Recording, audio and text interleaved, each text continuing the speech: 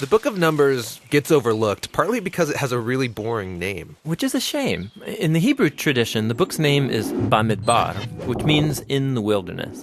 And it's an epic travelogue about Israel's journey through the desert on their way to the land promised to Abraham. Now, this pilgrimage should only take about 2 weeks on foot. But instead, it takes them about 40 years. That's crazy. It's practically half of someone's lifetime. Yeah, it's a very long camping trip with lots of interesting stories. But let's remember, it's most helpful to back up and start with how this book is designed. Right.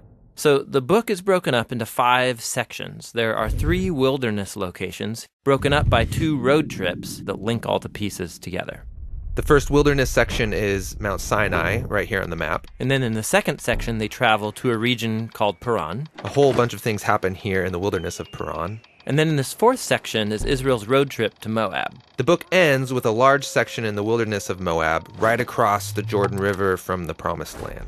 Now, through all of these sections, the storyline just flows like a gripping dramatic movie. Everything starts great, but then the trip goes horribly wrong, and it all ends with the final redemptive moment, the surprising act of God's grace.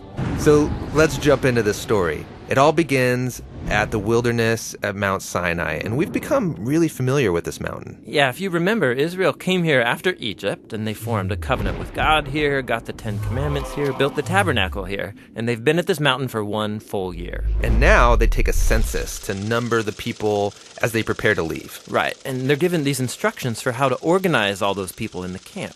God's presence in the tabernacle, and then the tribe of Levi and the priests around it, and then the rest of the tribes around them. And this pattern, it's this visual symbol for how God's holiness is at the center of their existence as a people. And they're told that when the cloud of God's presence moves, they're to pack up and travel with it. Yeah, the Ark of the Covenant is carried by the Levites out in front, and then the tribe of Judah, and on and on. And this order is also a symbol for how God's holy presence is their leader and guide through the wilderness. We begin the second section of the book with enthusiasm as they leave Mount Sinai and travel up to Paran. God's with them, everything's organized. This is going to be great. But it's not great. After just 3 days on the road, the people are complaining about their hunger and thirst, and then even Moses' brother and sister start bad-mouthing him in front of all the people. Not a great start. But now we're into the third section, the wilderness of Paran. This is where they send the 12 spies to scout out the Promised Land. 2 of those spies come back, and they're really optimistic. But the other 10 are freaked out, and they don't trust God, and they go around saying, we're going to get annihilated in there. And so they start a mutiny, and they try to appoint a new leader who's going to take all the people back to Egypt. And so basically, they are refusing to go into the Promised Land, and God honors their choice. He says that this generation is going to wander for 40 years and die in the wilderness, and only their kids will get to enter the Promised Land. You know, this story here gets brought up many times in the Bible by different authors. Yeah, and it always serves as a reminder that while God remains faithful to his people and his promises, he will honor their choices. He'll let them waste their whole lives if they choose to live in rebellion. Okay, so the trip's been a disaster so far. And it gets worse here in this 4th section as they're traveling to Moab. Even Moses has a moment of rebellion and is disqualified from entering the Promised Land. Then there's another rebellion among the people that results in this snake attack.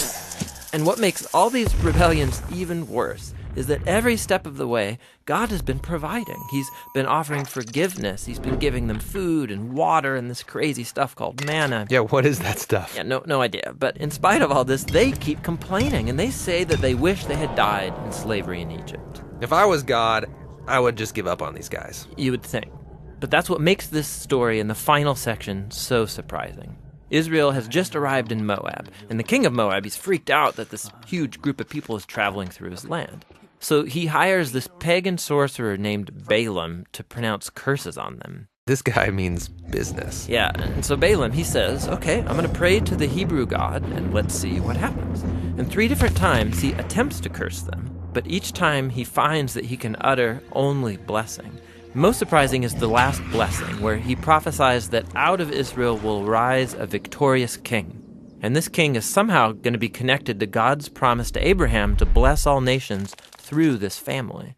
So here's Israel rebelling down in the camp, totally unaware that up in the hills, God is protecting and even blessing them. The book ends here in Moab. Israel's getting ready to go into the Promised Land, They count up everyone again, just like at the beginning. They're leaving the old generation behind, including Moses. But before they leave Moses, he gives them his last words of warning and wisdom. And that speech is what the next book, Deuteronomy, is all about.